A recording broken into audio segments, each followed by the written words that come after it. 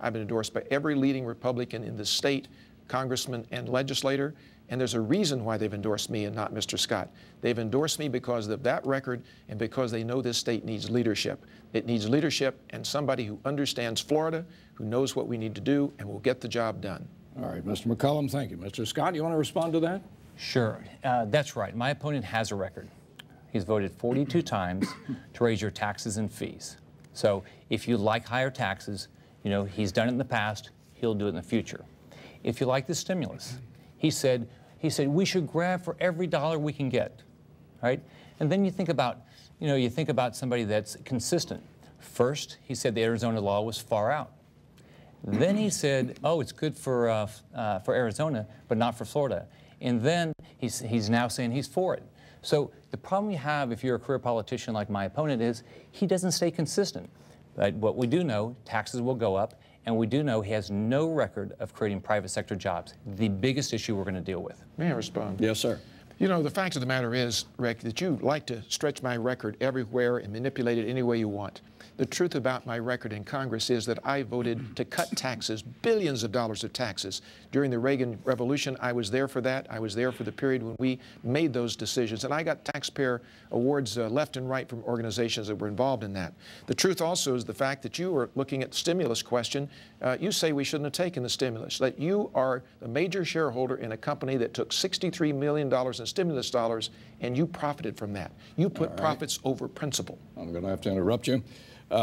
Let's move on to another subject that people are talking about, and it's frankly those blunt campaign ads that you two have been running, attacking each other. Well, we've prepared something I want you to watch.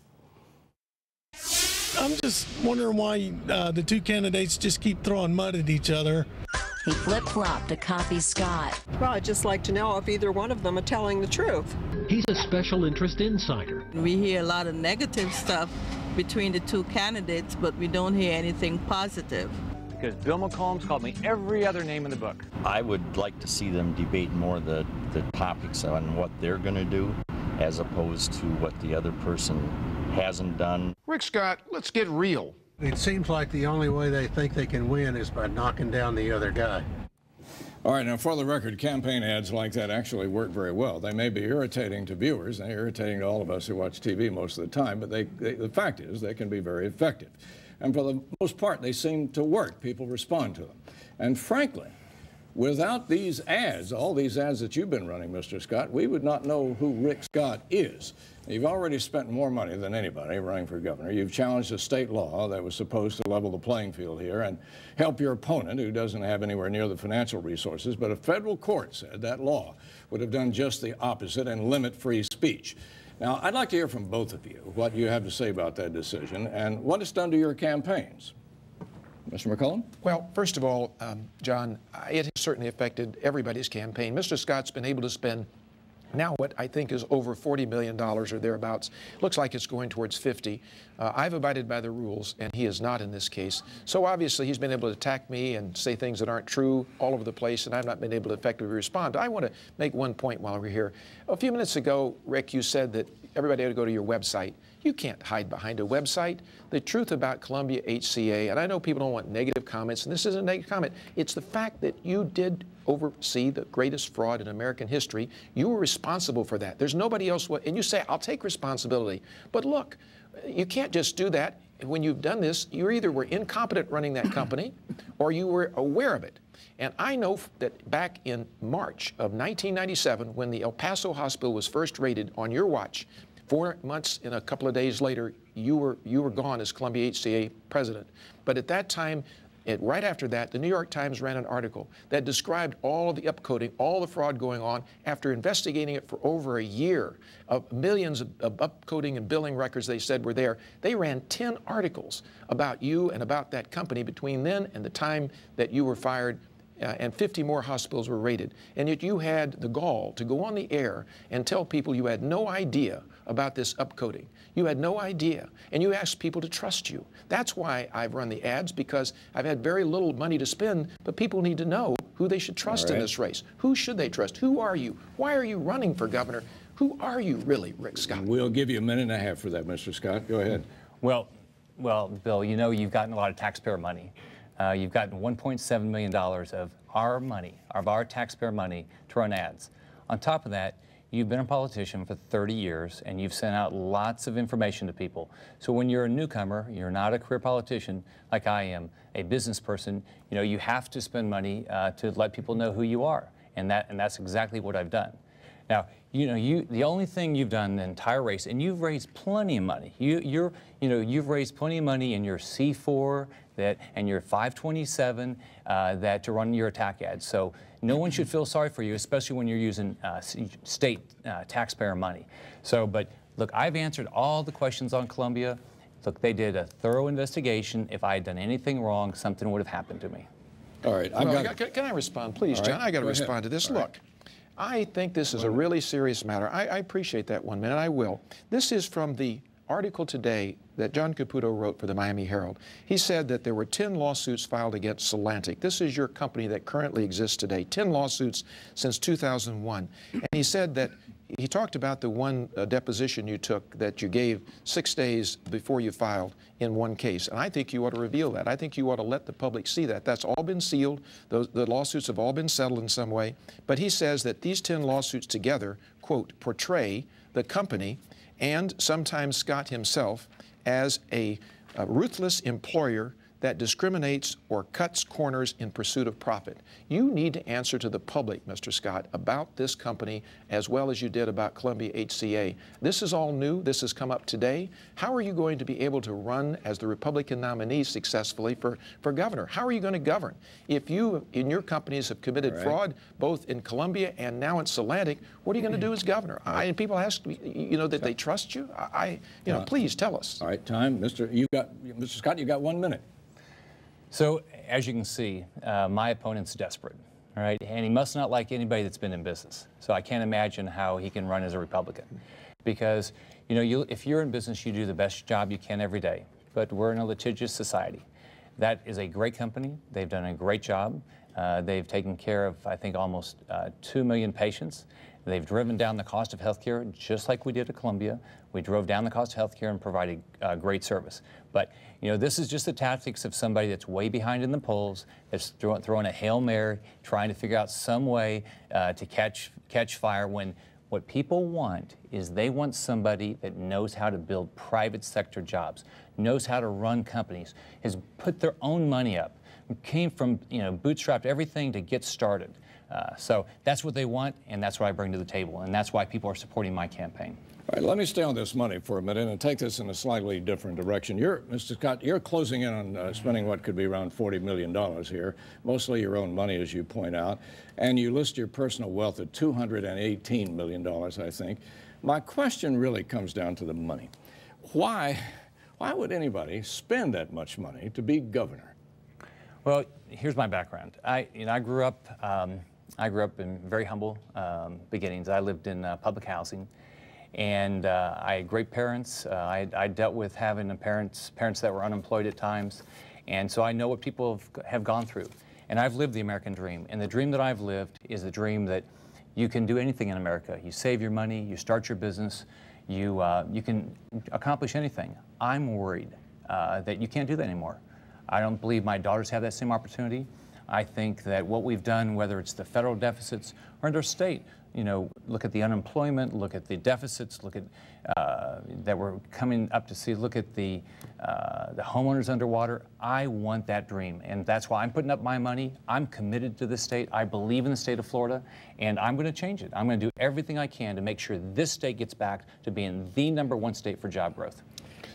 All right, Mr. McCollum, let me put it to you this way. The way I see your numbers, you're coming in at around 14 million right now. And some of the attack ads that you've been running here call Mr. Scott a fraud and accuse him of making millions from his company, which you repeated a minute ago. Now, Mr. McCollum, have you said that you had nothing to do with that particular campaign ad? Did I read that right? I don't recall saying I had nothing to do with campaign ads. There are a number of campaign ads that I'm raising money for right now. Well, straighten this out a little bit about, you've got two groups that you depend on to help finance your campaign, the Florida First Initiative and the Alliance for America's Future. The question is, what is your direct relationship with those two groups? Well, the Florida First Initiative, I raise money for. Mr. Scott started what's known as a 527. 527, right. nonprofit. That's exactly right. And it's a legitimate thing under Florida law to do. I've registered to solicit for it, just as he and his folks have put money into that type of organization, which he was doing when he was worrying about whether or not he was going to win this lawsuit to keep me from getting public financing to compete with him. And he didn't go over his $25 million until recently. Now he's done that. But he was putting money into that. So I'm ready to do that. But the Alliance organization that ran, I think, one ad or two ads, I have nothing and no knowledge of at all. Whatsoever. But I want to comment on one thing. Do you believe that? I don't believe that one iota. Well, I don't. And if you don't believe it, I'm sorry. But I'll tell you what. I don't believe a number of things you've been saying because you haven't been saying anything correct about me practically all in these ads you've been putting up there on TV, Rick. And I would be ashamed if I were you for that. You didn't raise taxes and fees 42 times? No, I did not raise them. Let me tell you what, you probably don't know. Go to factsforflorida.com and look at it. The only time that I voted for tax increase when I was in Congress was Ronald Reagan's economic plan. And I voted for that. It's the one vote I regret that I ever took. I always said that after I did it. But I did. But I voted last week, Bill. But I voted for. Of course, I vote for fee increases. User fees. Oh Rick, gosh. Oh, that doesn't impact anybody. It impacts the people who are paying for the services, like the immigration fees. Like police officers that need to get a job. Well, they're struggling to get a job. You just raise their fee another $50. They're spending $1,500, $3,500 for training, and that's okay. Well, Rick, you say that you want to be responsible as a businessman for how you run a business. The way you're acting tonight and what you're saying is not responsible. Occasionally you have to vote for a user fee, but I didn't vote for 42 times for user fees. We can cut the cost of the state, But Bill. let me tell you what. You and I want to argue over this all we want. I have no problem with businessmen being governors of states. Mitt Romney, who endorsed me, was a businessman.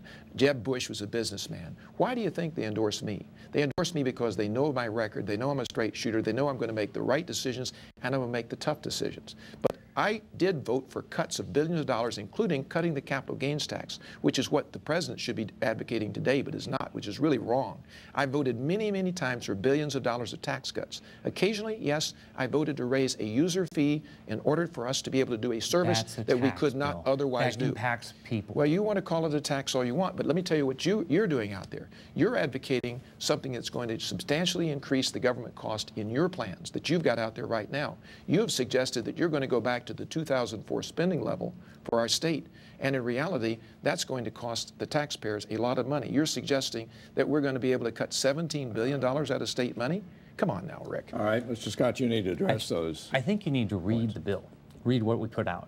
What we said was, if you go look at history, when state budgets grow versus the size of the private sector, jobs go away. While you've been Attorney General, it's exploded. You've done nothing to stop it. What I've said is we're going to drive down the size of state government. We're going to grow the private sector, which is all I've done all my life. So that's what that says. So I'm going to reduce the size of government. I'm going to reduce taxes. I'm not going to freeze taxes like you suggested. We're going to drive down taxes in the state. We're going to make this the state for business. We want business in the state. You're driving business out of the state. Well, Rick, you know, when I was elected to Attorney General, we had a very tough time, and we've had 30 seconds, and I'll call it into this. In my Attorney General's office, we've cut the budget by 18%. I do know how to run a business. I have run the Attorney General's office. It has 12 offices around the state, has 1,400 employees. We have to make tough budget decisions every day. We're going to have a budget hole in Tallahassee of $6 to $8 billion. $6 to $8 billion. So you're just going to raise everybody's fees? No, we're not going to raise fees. You know, you're. Hold on. You're right at a good point here. But let me put it to you differently, Mr. Scott. In addition to your own financial resources, you're getting financial help from your own nonprofit fundraising group that Mr. McCollum just pointed out, Let's Get to Work, which you have used actually to avoid triggering more public money from Mr. McCollum here. But despite that court victory that you won, my question to you is it fair? Is it fair in this particular case for a candidate like yourself, whose financial resources are practically unlimited here, is it fair to Mr. McCollum, who obviously cannot match your money, dollar for dollar? Well, here's what I don't believe in. I don't believe that the government should be spending any money helping somebody get elected. You know, like my opponent says, we have a budget deficit coming up. Shouldn't that money have been spent on education or health care or public safety? Now, my opponent has had years to get his name recognition out there and tell what he stands for. So I'm brand new. I've never run for office before. I have got to tell people what I believe in. And I believe in the Republican principles of limited government, fiscal responsibility. So what I've done is I've gotten my message out, and on top of that, I have to defend the truth. My opponent, rather than talking about why people should elect him, all he's done is tell people why they shouldn't elect me. So I have to defend the truth, and that's what I've done.